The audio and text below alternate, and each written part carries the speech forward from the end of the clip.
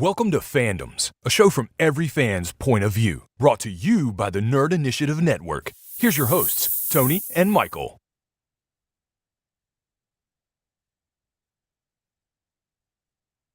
What's up to all the fans, geeks, and nerds out there? Welcome back to Fandoms U for another exciting lesson. Class is about to begin, so if you don't mind taking a seat, we'll begin today's history lesson on the comic convention. The history of the comic convention is closely tied to the development and growth of the comic book industry and their fans. These conventions, or Comic-Cons for short, is a place where fans of comic books, science fiction, fantasy, and other related media can gather to celebrate their interests, meet the creators, engage in discussions at panels and workshops, and last but certainly not least, participate in some awesome cosplay. The history of the modern con can be traced all the way back to the 1930s. Science fiction as a genre was booming in interest, and there were these small conventions being held across the country. Now, these conventions were drastically different from what we know today, as just a handful of writers and hardcore enthusiasts would occasionally gather to discuss their work with their peers. That's it. No fans, no celebrities, no merchandise, no pomp and circumstance. Just some really talented science fiction writers workshopping ideas and appreciating each other's work. Now, the conventions we know today would start to take shape in 1939 at the New York World's Fair, World of Tomorrow. It's here that the very first Worldcon would take place, with a guest of honor being science fiction artist Frank R. Paul. And he would be joined by some very notable creators such as John W. Campbell and Isaac Asimov and Ray Bradbury, just to name a few. Fans could come and share their passions about science fiction, as well as see their favorite authors and artists talk about their experiences and their work. Not to mention we had an appearance by some of the very first cosplay. Worldcon and other science fiction conventions would continue to grow and evolve, as did the genre that they celebrated. As science fiction gained more popularity, it began to branch off into different mediums, like film, radio, TV, and comic books. And in the 60s, the Academy of Comic Book Fans and Collectors would form in an attempt to publicly recognize this new industry and celebrate creators with the Alley Awards. And in subsequent years, the founders would hold Alley Tallies, where members of the ACBFC would count ballots and share their admiration for the art form. Little groups like this were starting to pop up all around the country, and in 1964, a group of comic book enthusiasts decided to organize the very first New York City Comic-Con with over 100 people in attendance. Okay, very small compared to modern conventions, obviously, but this was the start of a phenomenon. It was here that some very important groundwork was laid for the future of comic book conventions. Up until this point, there wasn't an easy way for collectors to find issues they had missed to complete collections. So distributors would take this chance to sell their older back issues. Also, Lone Ranger artist Tom Gill would have a chalk talk on how to draw for comic books. This would become the foundation for generations of Q&As and discussion panels. Word spread and comic conventions were becoming popular, and all the way across the country in California, another group of comic book enthusiasts decided to found the San Diego Golden State Comic Minicon. This convention would initially focus on just comics and science fiction, but while meeting with Jack Kirby in an attempt to convince him to attend, Kirby advised them not to limit themselves and include various other fandoms. That advice alone probably changed the future of comic book conventions, as SDCC and other cons have thrived on the inclusion of various forms of pop culture, such as movies, TV, and anime. Jumping into the 80s, we see the emergence of comic conventions around other parts of the US. They weren't only a space for fans to gather anymore, but a place for creators, artists, authors, and publishers to market themselves, to reach out and connect with that audience. And as technology began to advance at an exponential levels, the 1990s brought video games to the table, and we saw the emergence of conventions such as E3. But most importantly though, in the 90s and 2000s, we would see the rise of comic book adaptations in mainstream media. This fueled a new massive interest in comic book conventions, and the rest, as they say, is history. From then on, the convention community was set on a new path to the mainstream popularity we see today. So to summarize, throughout their history, comic conventions have evolved from small gatherings of fans and creators to large-scale multimedia events that attract attendees from all over the world. But what's most important is that they provide a platform for fans to express their passion. connect with like-minded individuals, and interact with the creators and artists that have shaped the worlds and characters they love. And that's all the time we have for today. I hope you take a little bit of information away from this and hopefully a little bit of entertainment as well. If you will, please remember to pack extra Sharpies, protective sleeves, snacks, and hand sanitizer for your next con. I hope you enjoy the rest of the show, and please have a wonderfully conventional evening.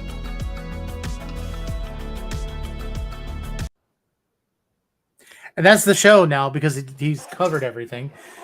I had to pull this comment up because Erica, I didn't even know my wife knew what a Webby was. It's great. Sorry, she's gonna kill me later on for that. But yes, dead on. Like seriously, this series needs to be submitted for some kind of award. It is so well done and so good. And so yeah, for those who don't know, we have a chat while these videos are playing, and I feel like I'm revealing all the secrets here, but I literally mentioned to Tony, I was like, just call me Mickey's teaching assistant. Oh, I was about to do that too, but it's sorry.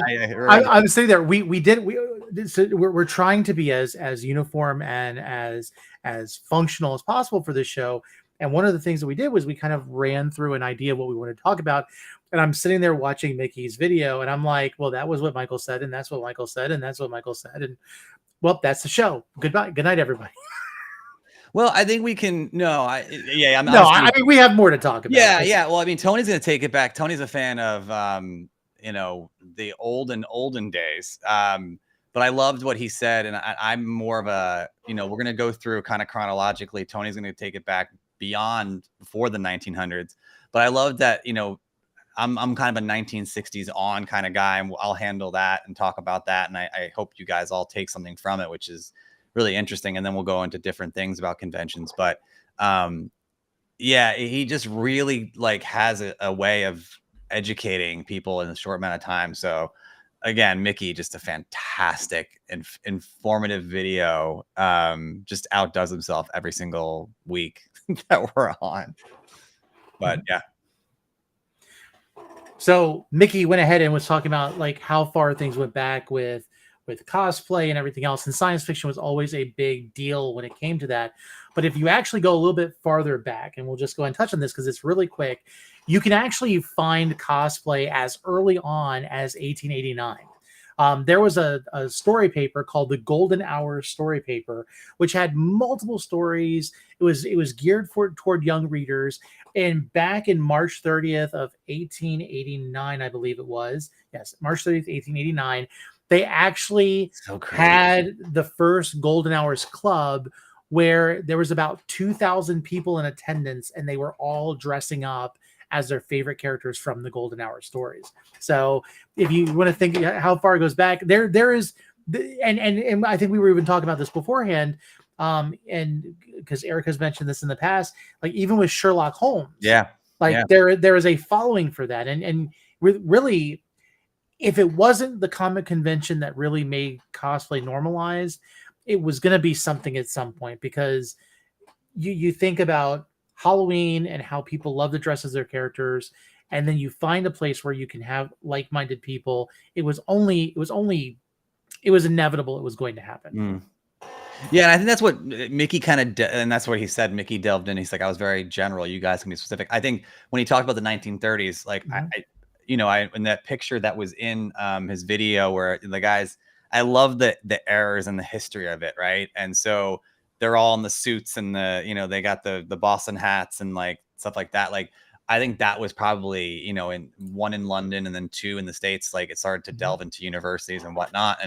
And so, yeah, the Sherlock Holmes clubs where people were, not only reading and discussing and eventually, like you said, cosplaying and acting out, their favorite. At that time, Sherlock Holmes was the biggest superhero probably in the world, right? Almost like a Batman before there was a Batman, but not as imposing. But I love the history behind this stuff. I think it's fascinating. So wait, so you talked about obviously the Golden Hours Club, and then if you go to the 30s, and then you go, obviously, like I said, I'm kind of like a 1960s guys, right? So he gently touched upon. It's so hard to the wording. It's crazy. So he touched a little bit apart the Alley Awards, right? And it was for the what's the name again? This is an easy one to forget because it's so long. The Academy of Comic Book Fans and Collectors. Now, they literally, it was as specific as you can imagine. These were awards that, you know, teenagers got together and would talk about their favorite, whether it was, you know, Superman or Batman. And this is right around the time Fantastic Four was about to come out and things like that. And it was this man, Dr. Jerry Bales, who started the fanzine that a lot of people know as Alter Ego. Famously enough, he would pass the torch of running this to a young kid who was an unknown young kid, an enthusiast named Roy Thomas, who would eventually become the man who would succeed Stan Lee as the editor-in-chief of Marvel when he eventually moved on to publisher. So it was really those guys, Jerry Bales, Roy Thomas, and other fans that were, you know, reading these fanzines and in the 60s that started those Alley Awards, which again, and this was also in Mickey's video, I'm not going to lie and say that this is original, but that led to this first real comic book convention, right? So there was other dabblings in there. And I love this. I mean, this is when Steve Ditko is still happy with Spider-Man, still happy with Marvel. He went there. There's photos of Ditko. He wasn't like a shut-in at the time, and he was meeting with fans and loving it. And he drew. Can you imagine? He drew this art for the convention. Like, how does that even happen? How cool is that if you're a kid? If like Steve, especially for a reclusive man like Steve Ditko, like he wasn't one to want to be out in front of things, but he loved what he did. Yeah, and so that was really cool. I mean, that's really kind of where it all started. And then Mickey touched on this as well, you know, and then we'll open up for discussion and stuff. But skip to the 70s really, and then you know, Sheldorf. You probably don't know who he is. If you do, congratulations. That's amazing. Because he's a very important man, beyond important, because he started a little convention that was known as, you know, San Diego's West Coast Comic-Con, which eventually became the biggest convention in the world. It's San Diego Comic-Con, you know, over 100,000 people. It's huge. So that was 1970. And then the floodgates just opened in the 70s. It just got bigger and bigger, expanded overseas to London and different countries, and it just became a bigger phenomenon. I feel like should we break this up before I feel like I'm just talking about history, but no, this is you have to understand this is all great. And honestly, one of the things that kind of popped in my mind when we were talking about this is like you have the Alley Awards, you have, you know, these conventions that are starting to have fans connecting with the creators. And I was thinking about this, you know, when you even go back to like the early days of Marvel, when Stan Lee was doing the letters to the editor and he was talking to the Merry Marvelites, the Marvelites Club, you know, the Marvel Club.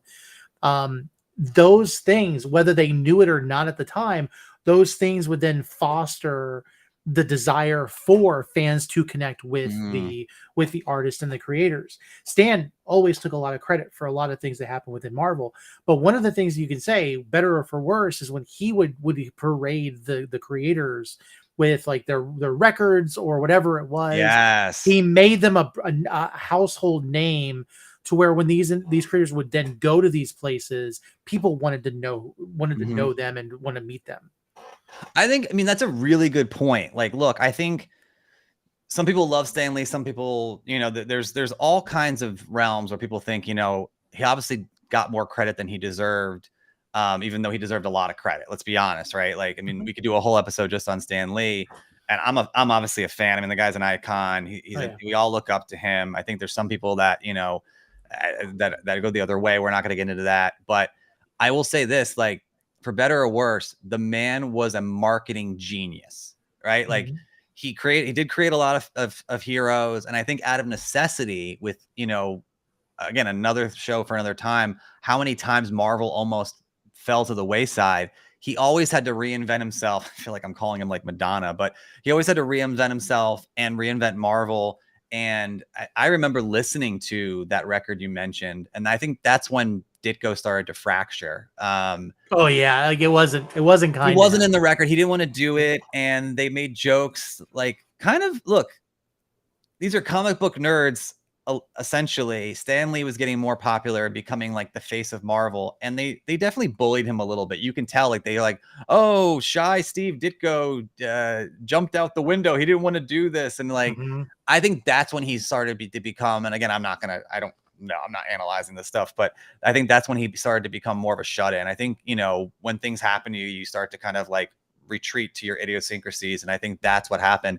I think in 63 or 64, when he was still doing it, I think, you know, he was very approachable too. You'll see a lot of letters online where, you know, rest in peace, another icon, when Ditko was alive, before I think he passed in the mid to late 2000s, but he would write back to all the fans, and he was very blunt too, which is hilarious. Like, there's letters out there where he's judging. It was definitely, no, I think he died in the mid teens, because he talks about the Marvel movies and he's like, I'm not interested. I have no, like, he's blunt, like he's not, and these are fans that are writing to him.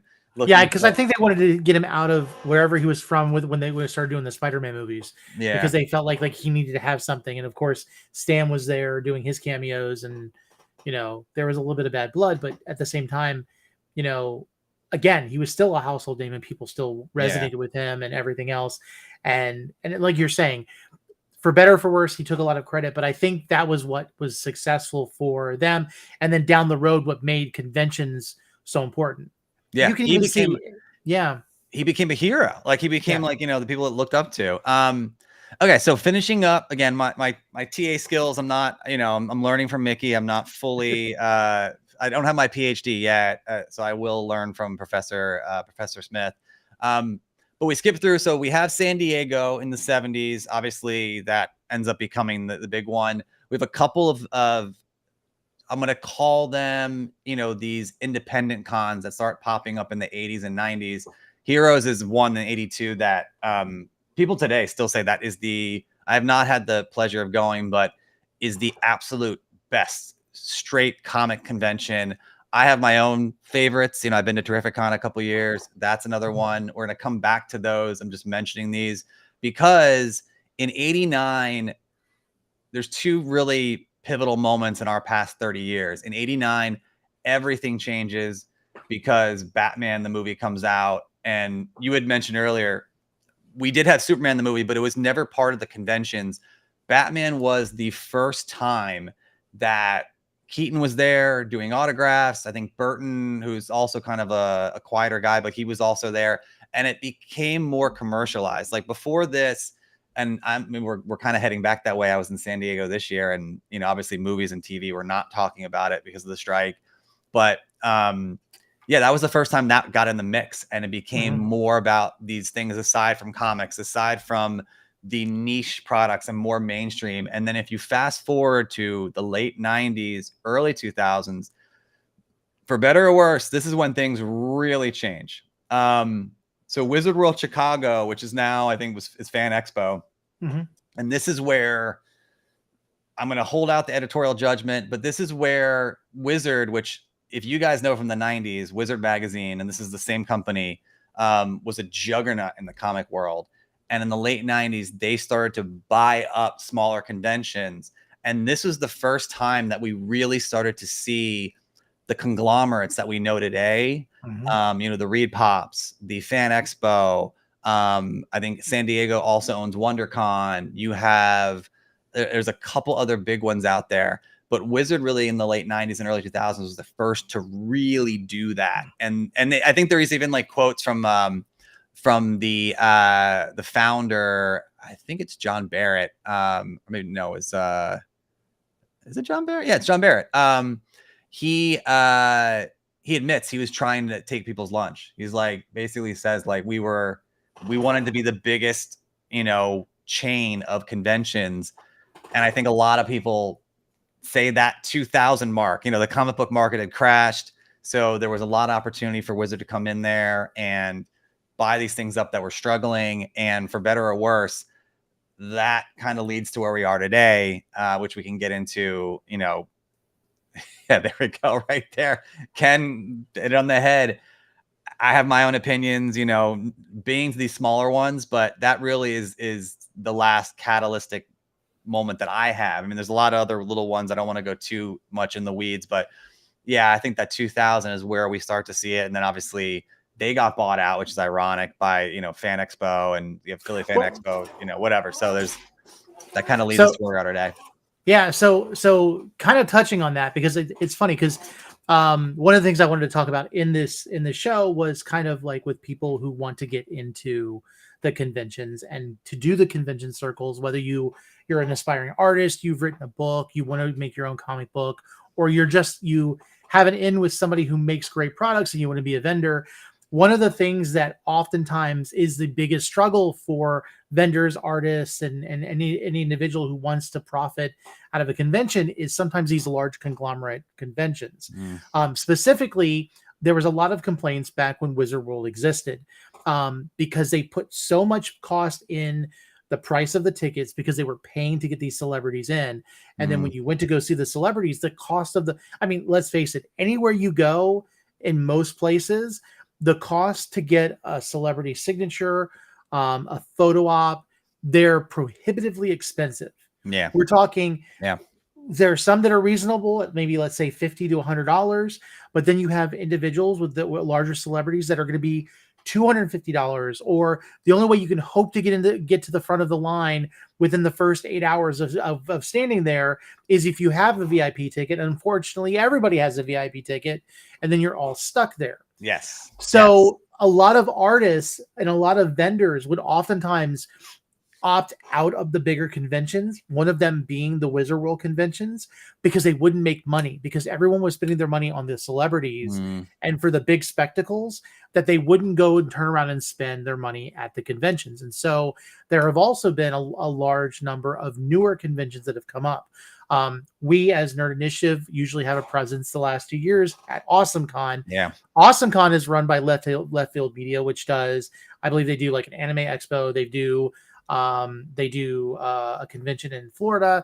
And of course, AwesomeCon was a big thing, but AwesomeCon was originally a small convention run by a creator, Ben Penrod. And he was so focused on the artist alley and the exhibitors, he would make his rounds. And as soon as the bigger company took over, you saw a little bit less of that. And there were points where people were like, you know what, I'm only going to go to C2E2, or I'm only going to do this. And now even if you're going to C2, and I'm not saying, because I will say, of the large conventions that I have been to, yes, I would say C2E2 is high tier when it comes to conventions. The location that they have in Chicago is top notch. It's huge. You can get lost in their McCormick Center. Yeah, the McCormick Center. You can get lost there. But then at the same time, when you go to the celebrities, it's spread out and there's plenty of room. Yeah. Now, again, a lot of times it has to do with what location these conventions can get, because C2E2 run by ReedPop, New York Comic Con run by ReedPop, same company, but the Javits Center is not a good place. Yes. To do celebrity. The venue has anything. a lot to do with it. Yes. Exactly. Plus at the same time, like the cost of, let's say, the food, like when you go to a convention, you have to prepare yourself. There's making sure you have supplies to get through. There's making sure you have food. Just like Mickey said, or in the beginning of the video, make sure you have extra Sharpies. Make sure you have hand sanitizer. Like literally carry a bag with peanut butter sandwiches in them. That's a staple. Like I don't know how many on the team actually ate peanut butter sandwiches at C2E2, but we went through a lot. And so knowing that you have things to get you going, because sometimes you've got to let that money spread. Yeah. But that's not to discourage, because there's a lot of great things about conventions. It's just, if you don't prepare properly, it can be a lackluster experience. I want to add something that's fantastic too. And I think to sum up what you said, I think me and my wife and some and you as well, and other members of Nerd Initiative as well, we've experienced the last, I want to say, year to 16 months going to conventions, trying things out, meeting friends, stuff like that. And I think that's the best way. Oh, hey, Alan. That's the best way to go. Like I said, I mentioned, let me pull this back up, and then I want to go back to something Mickey said. I mentioned Terrific Con. That's my favorite con. And again, that's not that's not to throw it down anyone's throat. I have not gone to Heroes Con. I've heard it's a fantastic con. And these are the two of the only independent ones that are left that are big. Now, Terrific Con, we have a great time because of the venue, because of, you know, just like how it's run and how it's organized and the intimate aspect of it. Where's Mickey's comment that I want to put? There it is. About the aspect of it. And so I think you just try everything out, try what you want to do out. I've learned for me, and you know it, I think you were kind of quoting my life there when you were saying some of the downsides of being in line. I have tried celebrity autographs in the past. It is a mess. It's a nightmare. Even at Awesome Con, which we love, the Karen Gillan one was a train wreck. But in all honesty, it doesn't even matter if you go to a convention, because even those send-in ones, like you can attest. That's what I wanted to get into. Anything that's involved with a celebrity, and I'm going to be very honest with a lot of people, unless it's specific. Like I know, Michael, you do a lot of like the comic book artists and stuff, but maybe this is something that people don't know. Don't send something into a celebrity unless it's a guaranteed, like certified place.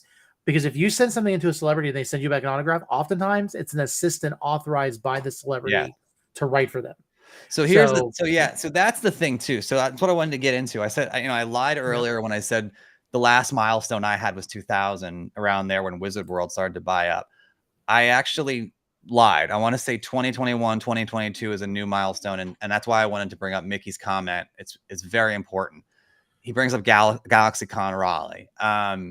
Now I got to choose my words carefully because GalaxyCon, I'm just not a fan. Now I'm not even talking about the in-person GalaxyCon. I'm talking about GalaxyCon is one of those services that does the virtual. Now,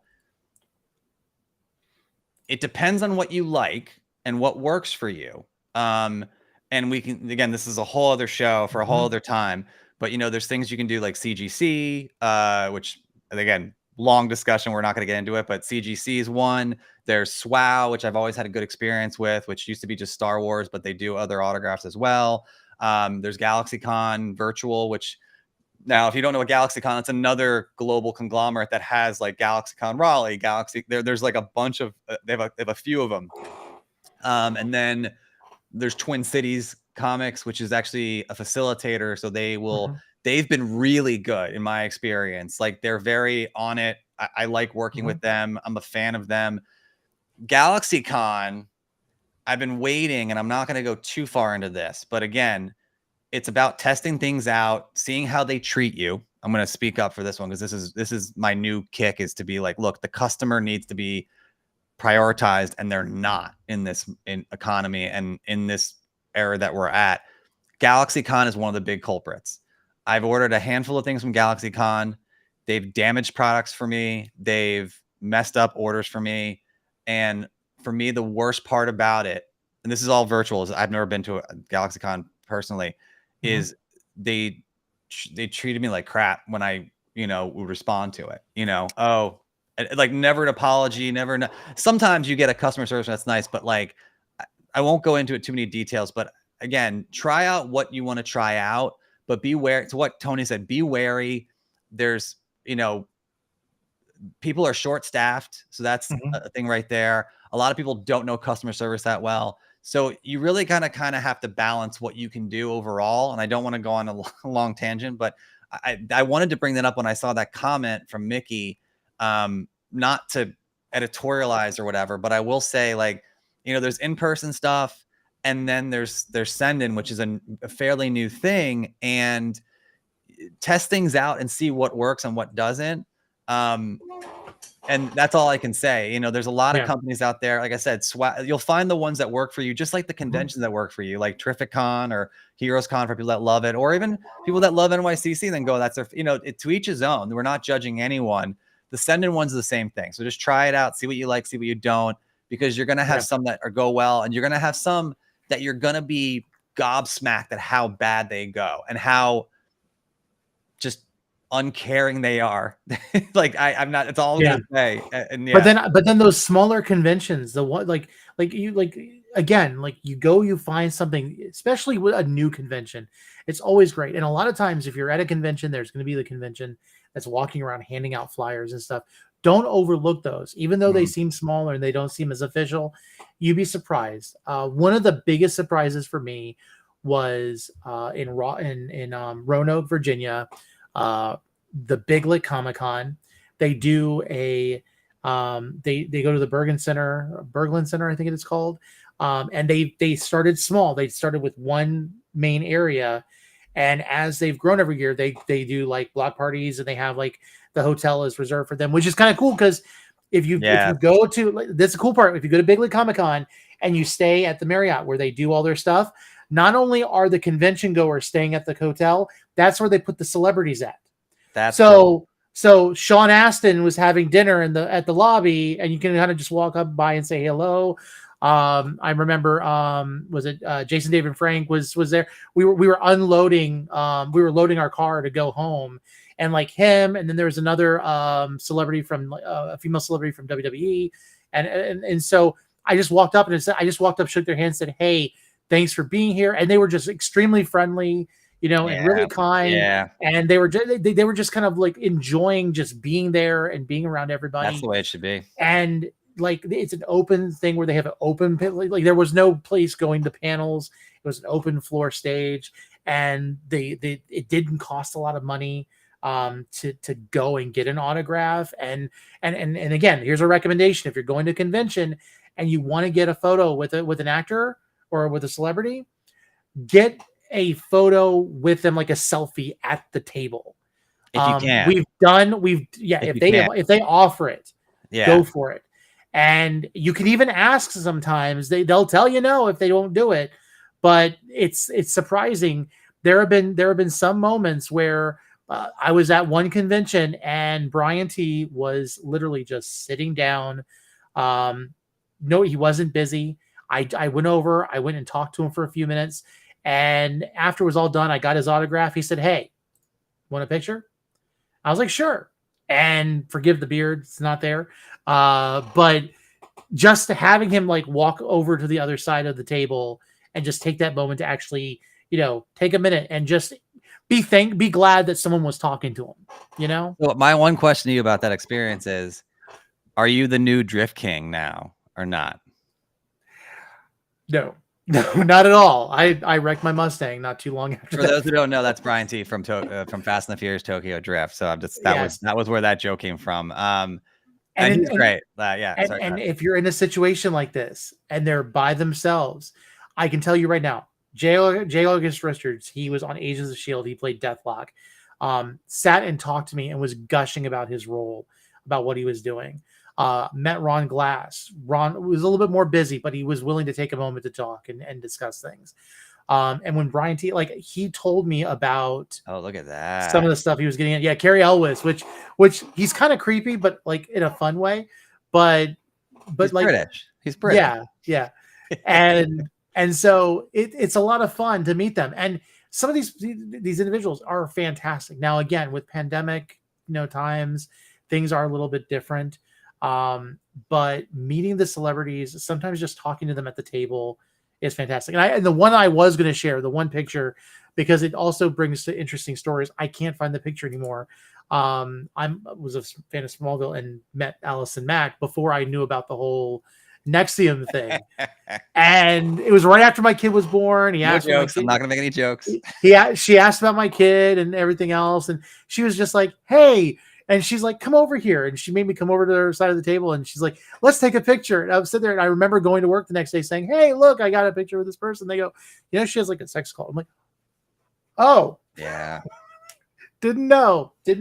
I will take it back though to what, and I'm not trying to go past that, but I will take it back to what, and Becky just commented what Ken mentioned, right? And what you said, and if you go to Terrific Con, I have the same experiences, whether it's John Romita Jr. or I'm gonna forget names. Erica, if you're out there, help me out. Josh Segarra or Sean Gunn. Even I think, look, when you look back, these things are expensive, and you're also spending your time. And again, this is why I brought up like my new kick, and something that won't go away anytime soon is that the customer and the audience, there you go, should always come first.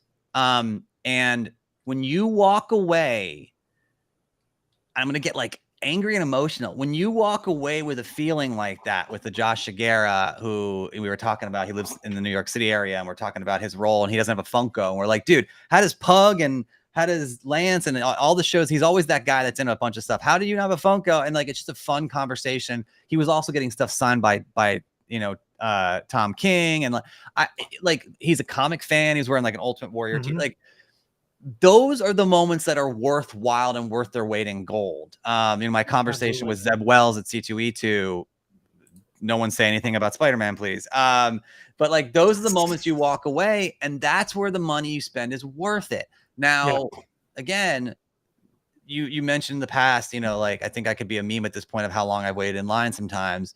Like, that's the stuff where you walk away being like, what is it for? And I think that, look, to sum it all up, and then we should go into do a quick thing of components of conventions. But, to sum it all up, like, the reason I brought up 89 Batman is it really started to get commercialized, right? And then we had, obviously, if you go on the message boards that are like, CGC and Celebrity Authentics and a lot of, all these things that, oh, cool. I think the Spider-Man series fans are starting to like it a little bit more, which is cool.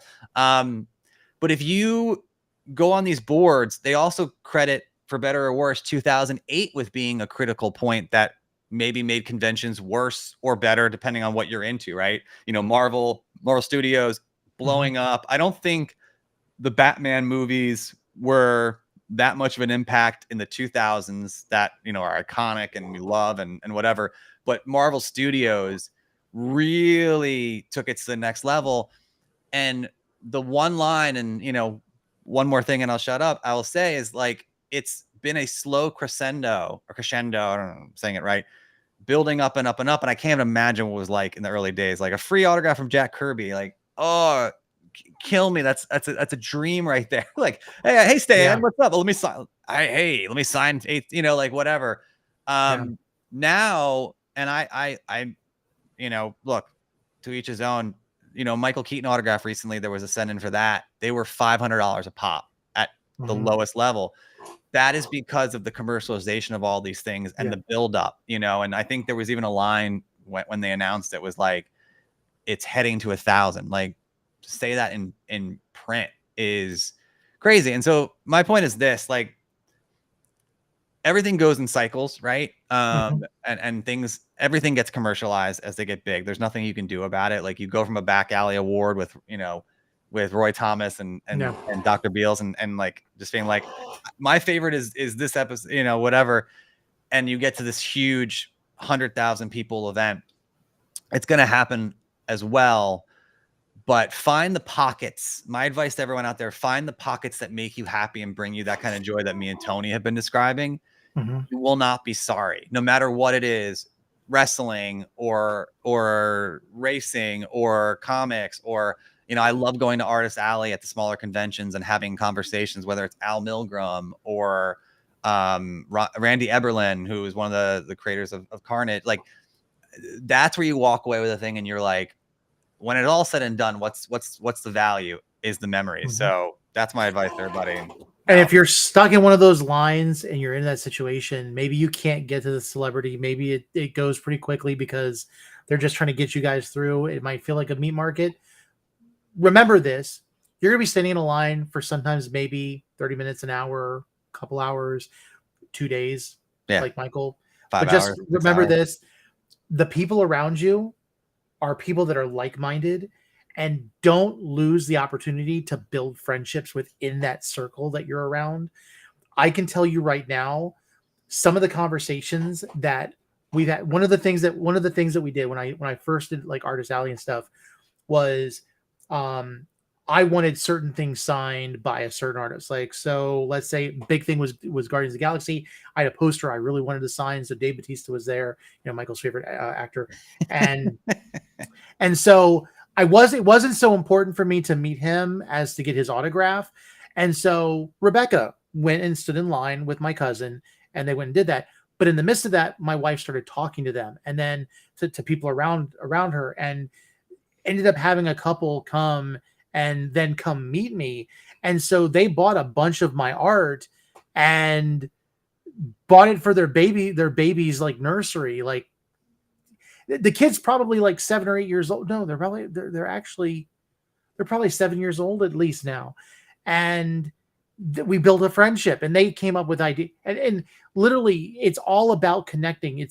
It's not just about finding cool stuff. It's about making relationships. If you can make relationships with the actors or with the artists or anything like that, do it. But also be willing to walk up to that person who has that really awesome cosplay and say, hey, I love this. How did you do this? Because people are wanting to talk about what they're doing. Yeah. Build friendships. And don't forget to go through Artist Alley, because there are artists. There was an amazing couple at C2E2 that Michael and I got to interview. You can check out their video. Reinholds. A husband and wife duo who did some amazing Marvel art. In fact, I have behind my One Piece shirt is a Galactus that they did, and then I got a Iron Man for paperweight, and literally it just beautiful. And they both did the work. They one drew, one colored, and the story of how they do it together and everything was amazing. And you'll miss that if you don't look for it, because there are people that just want to connect and want to talk about the things that they do. And you could pay $250 for a celebrity autograph to get a picture that they mass produce, or you go to Artist Alley and maybe pay $10 for an entire page of a comic book that they did as a proof for the publisher, or original art, sign it. I mean, it's amazing. It's amazing what you can do. So okay. So we've talked about the history of cons. We've talked about, there's celebrity versus Artist Alley versus, meeting, fans that are there. Let's delve into one of your favorites, and something that is hugely popular and has grown over the years and is really now almost like a profession. We got to talk about cosplay, right? Is when you go to, and we're not going to editorialize this because there's great cosplay everywhere, but summer, and I think D23, and you have San Diego, and I'm trying to think of the top ones where, D23, my wife always talks about it. Like D23 was like professional cosplays everywhere. Like Dragon Con this weekend. Yeah. And so you're going to get a lot of amazing cosplay, and it's all fantastic. There's homemade, there's professional, there's people that are, it's insane how good, no matter what level you're on. I think we can all agree about that. And then there's the kids that are adorable, and I always love those moments. But let's start looking at some photos here. It is, is that a baby in there? It's a parent with a baby strapped to their chest, and they are the front loader. Oh man, that is incredible. Like, this is the creativity of people. This picture is over 10 years old, by the way. That kid's probably, it's a real baby, right? We're not. Yeah, it's a real baby. Yeah, so that baby's probably a teenager. It could be a teenager now, for all we know. Yeah, or borderline, maybe 11, 12. I don't know. So what's really cool is there's the normal cosplay, the cosplay that you want, that you dress up like your favorite character. There's also cosplays of where you're non-human characters, but you are more dressed normally as a human. There's crossplay where you're going against your gender, and so if you see a guy in a Cinderella dress, and then there's ones where they gender bend the character. So like, this is my favorite one. This is one of the cosplays that I thought was the funnest that I've ever seen. Let me see if I can find it real quick on here, because it deserves to get its moment. I don't even know where this guy is in the world. Yeah, it's right here. The male Wonder Woman. Oh, that's cool. I was trying to figure out what that was. This guy owned this outfit 100%. It was so great. Original. Big old cowboy belt. He's got the hat with the tiara built into it. It was a fun cosplay, and you find people that do things like that, and then you also have people that are much more, I just lost it. Much more, deep and specific. And what's really cool is, depending on what convention you go to, if you go do the cosplay contest, there's the ones where you just walk up and you do your picture and, you pose. There's also conventions. Like I believe Dragon Con does this. Big Lake has done this as well. One of the things that they do is you have to bring a book, a binder showing the process that you did the work originally for certain levels of cosplay, and talk about the, every step of the way of what you did and what materials you used. And not only will the judges, give you a score, show you if you won or not, they'll give you critiques on how to do it better. Oh, that's cool. It's amazing to see that they don't only just judge you and give you like a trophy or a prize, but they'll give you tips, because there's a lot of professional cosplay out there that really make this a living, and it's amazing to see what people are able to accomplish. And I love that one. I love it. Yeah, I mean, I love the creativity, right? Like, I think, again, this is something where, much like it's an art form, right? And so, like, there's no wrong or right way to do it, right? Like, it's all about fun. Exactly. It's all about fun and expression. And I think it's one of, I don't think it's new, but it's new in its popularity, right? Of how popular it is, how big it is the past, like, I want to say couple of decades. Like, it's not new, but like, I mean, I want to say 2000s, it's been around for almost 100 years, but as far as how popular it's gotten and the creativity that you see from people, there's this in front of you. I saw at S2E10, Mickey, I think, had a photo with him. He was great. It was like a Shakespearean Spider-Man. And there's there's a cover with Venom with the skull, and he's doing, but it's the Spider-Man take on it, where he's got the skull and he's got the ruffled, Shakespeare. It's, and so you see stuff like that. I saw, and then there's stuff that, like, it's funny. I posted this and it did really well, because I think to this day, me and Yassine saw it at San Diego. It was a guy as Han in Carbonate from The Empire Strikes Back, and it was just a blow up. It was very simple. Like, his face was in a blow up like thing, and on the back, he had a backpack on the back with it. Like, and everyone's, people are like, that's really cool. Or people were like, oh, that's not a lot of effort. And I'm like, no, it's an art form. Like, it's just having fun with it. Like, I've done it where you just throw something on. There's no right or wrong way to do it. And I think it's an expression, and you're just having fun, and whatever you do, enjoy it, have fun with it, and just roll with it. And I think there's different levels. Obviously, like you said, the competitions, but it's a beautiful thing. And it really is why I said it's one of the newer things, is it makes me feel like a throwback. Like, it hasn't become, when there is, and I'm sure it's getting there, because cosplay is a $1 billion industry at this point. But when there's going to be movies and people are casting, and people have gotten huge off of cosplay, like, we've all seen that. Have you seen that Zoe Saldana interview where she freaks out when she meets that famous cosplayer, and she's like, "Oh my God, I love you," and she's a yes, absolutely. And so it has gotten big. Like, look, it's clearly gotten really, really big, but I think that it's not fully commercialized yet, to the point where people can't go. The last story I will tell is, you've told the story a lot of times, and I think it's a beautiful story, and this can dovetail into something we'll talk about in a few minutes. As we start to wrap up, which is, I think we're making amazing time at 50 minutes. I'm proud of it. Yeah. But the story when we took John Caglione Jr., who is the makeup artist, Oscar winner. He's done, The Dark Knight, Dick Tracy, Amazing Spider-Man, Amazing Spider-Man 2. It goes on and on. Departed.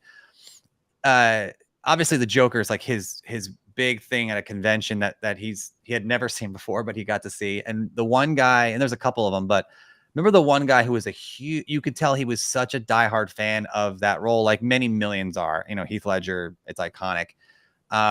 He had the vest that Heath had worn. Yeah.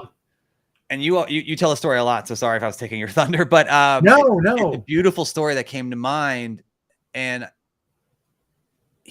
when he found out who he was talking to, it was like he was meeting one of his heroes. And like I said earlier, that is the point of all of this. This is a fan expo, comic convention. You convene and meet with your fans, like meet with other people. Like, that's what it is. It shouldn't be so corporate and so, whatever. It should be a fun time to be together with people and whatever.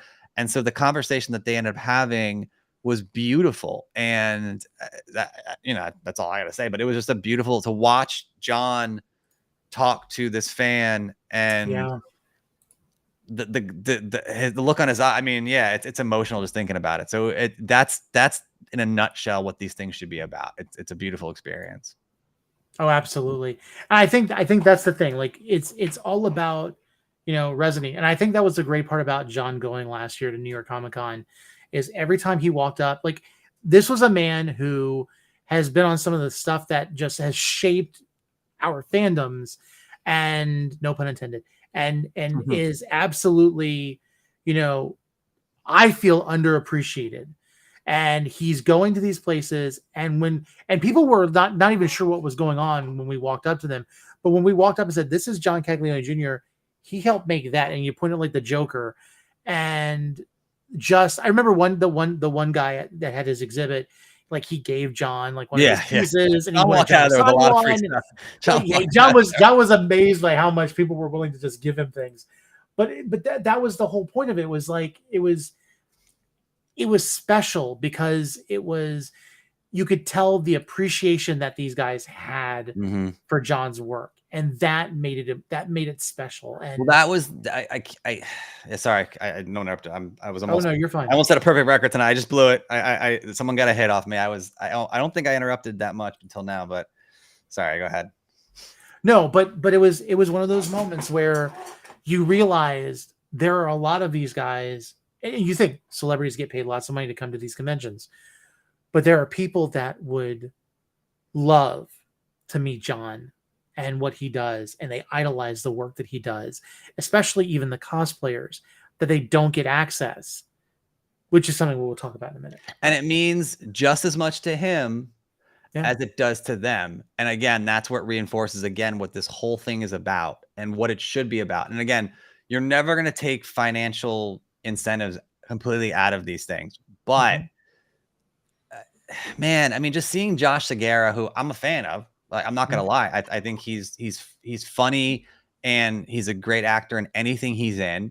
And again, I will never forget seeing him walk the floor and getting an autograph from Tom King, famous comic book writer and artist, like, and just kind of like enjoying it with everyone and not looking to be like, whatever. And it even Sean Gunn, I think, was just kind of hanging out with people. And you had the original Flash, who was also in the new show, played the dad. I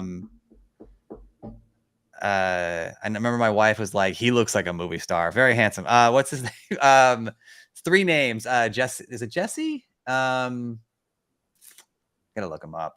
But he was just delightful, and you could tell. And he was asking my wife about, see the Flash, about the baby and stuff like that. And like, I think like that's what it should be about, and it means as much to them. And that used to be the thing. I mean, we remember not Jesse L. Martin. Sorry, I'm me. I'm not gonna sleep until I figure this out. So annoying. Super nice guy. John Wesley Shipp. There we go. The original Flash. From like, when I say original, I mean like from like the 80s and 90s. No, yeah, and I think it has been a little bit taken over by corporations, and I think there, and now we're on a delay. Mickey tried to save me, but there's no saving me. All right, let's move on. So what is the next topic? Should we reveal the big news that we? Yeah, I feel like we have so much more that we could talk about, but we might as well. I've always heard it's better to leave them wanting more than to give them way too much. Absolutely, we're good at giving too much. Absolutely, we're oversharers here. So, but there is one thing, the creme de la creme. I know you saw it, that I was loading it while we were talking, because I realized how fortuitous is it that we are talking about conventions when we had some great news happen this week that we can talk about. And just like we were talking about how we were able to take John Caglione to New York Comic Con last year, and we were able to give him, idea. And one of the things he left was he from us talking with him, with our interview with him, and the dealings that we've had with him just on a personal level, and just Michael, you making a way for him to get to Comic Con last year.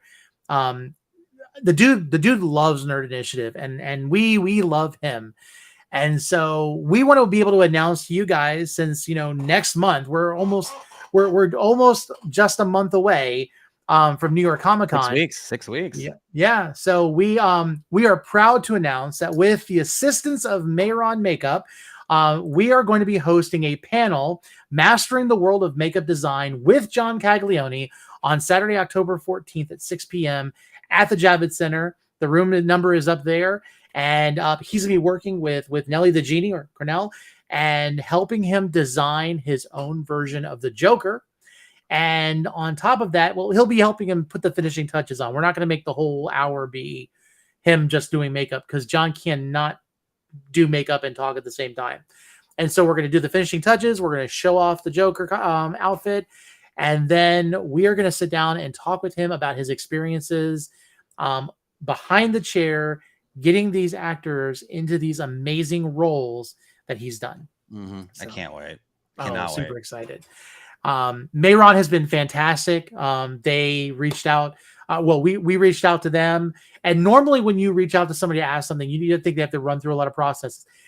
Within hours, the answer was yes from them. They were just like, mind you, John Caglione Jr. is the name mentioned.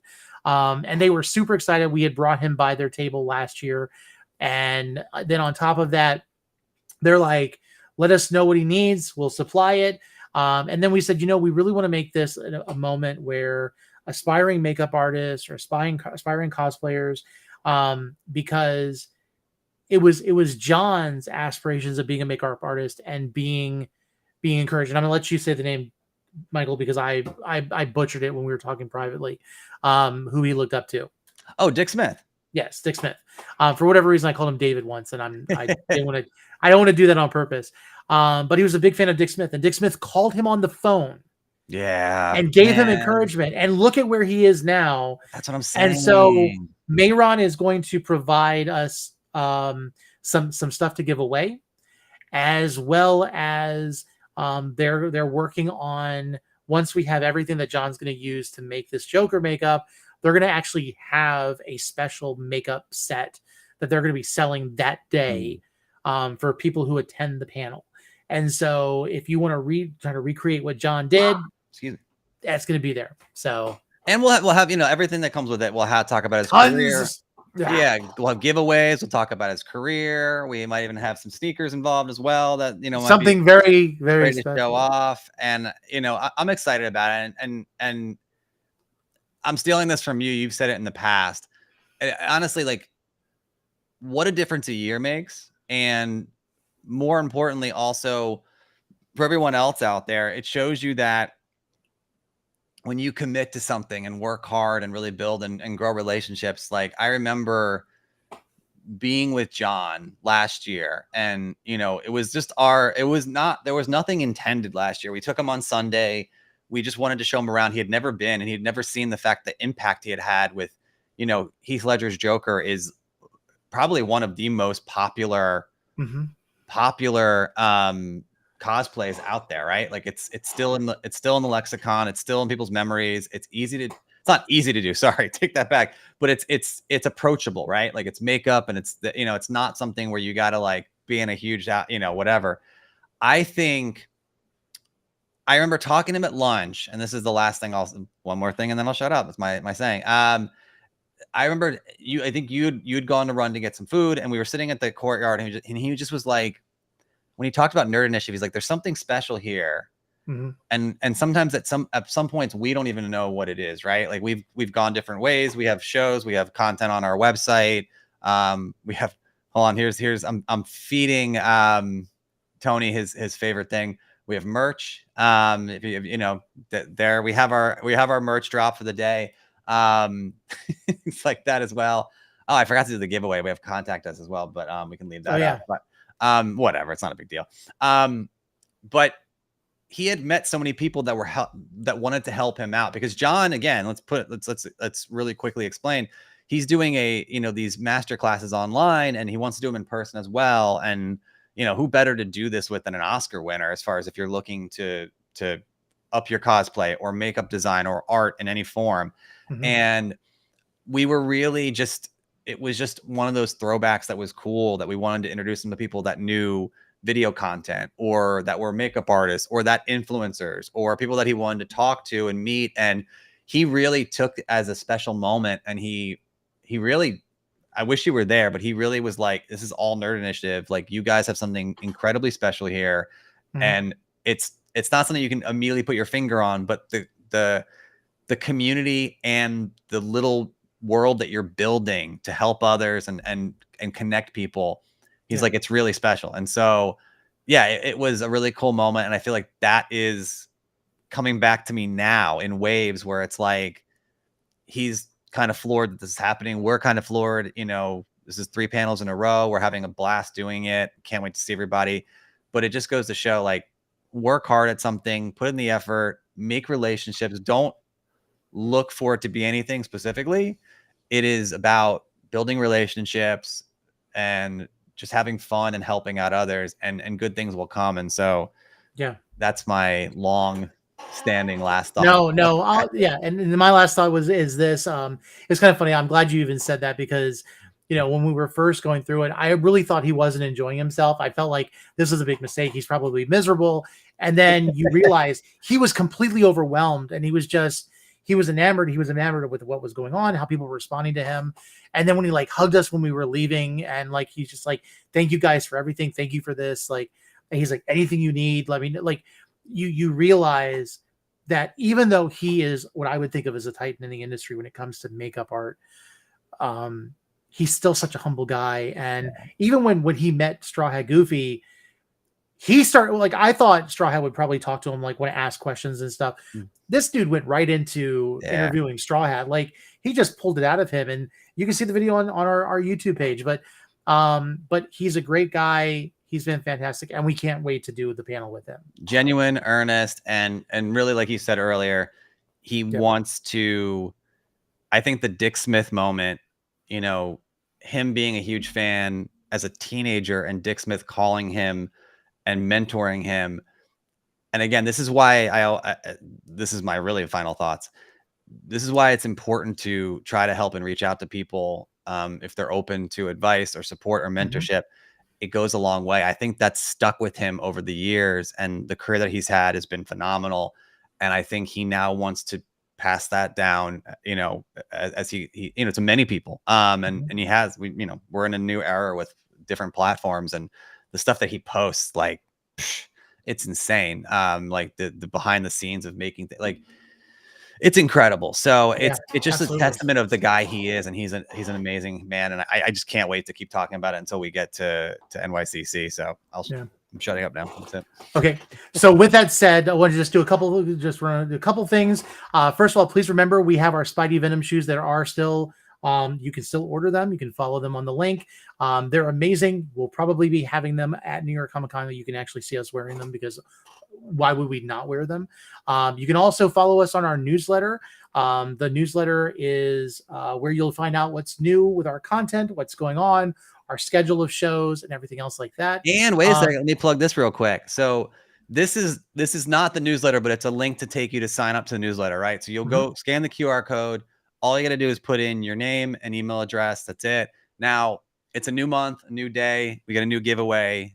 By the way, there's been the last giveaway, and Ken's going to laugh at this because he's on right now. We've gone through 2 winners and no responses, and it's basically an entire run of Secret Invasion comics and a Gabriel Del Otto variant cover. An amazing set of comics that's sealed up and ready to go. And I have not heard back. I don't know if people are out on vacation, whatever, but that was August, September. And we'll keep following up, guys. Don't worry. Someone's going to win. September, Ken's like, seriously? It happens sometimes. Mickey, well, we can send it to you, Mickey. You deserve it. But I will say, so new day, new month. We're going to be quick and wrap up. We are upping the game more. We are the giveaway this month, if you sign up, is going to be a Tom Welling signed Smallville photo. It's SWOW authenticated. Again, I mentioned SWOW earlier. One of the ones that I really like. They really are. They connect with you. They communicate. They have really good customer service. And I mean, knock on wood, I don't want to jinx it, but I have not had a problem with them as far as their brand and how they work. So that is something you can win through the month of September. Just enter your name and email address. That's all you got to do. That's it. And then you're put into the running. You'll get our newsletter once a month. And then you can send us a message if you want to like connect even further. But that's my plug. Win an amazing signed photo. Yeah. And then also one of the things we were talking about, because this was something that's happened, if you get Nerd Initiative merch and you wear it somewhere special, we actually had someone recently take a picture at the Grand Canyon and they tagged us. It was fantastic. They let us repost it, which made us think, how fun would it be to see where we can have Nerd Initiative anywhere in the world? And so what I would love to say, I'm going to say this right now. We're going to come up with a special prize that by the end of this year, we're going to take anybody who can post a Nerd Initiative merch anywhere in the world and tag us so we can see it. We can post it. And then we're going to pick one of those people to actually win a special prize at the end of the year. And we'll let you know what it is at a later date. Yeah. But with that said, we are so thankful for you all to join us. We appreciate the fact that we have not gone over an hour and a half. And so with that said, please remember, when you enjoy something, take the time to share that fandom with others.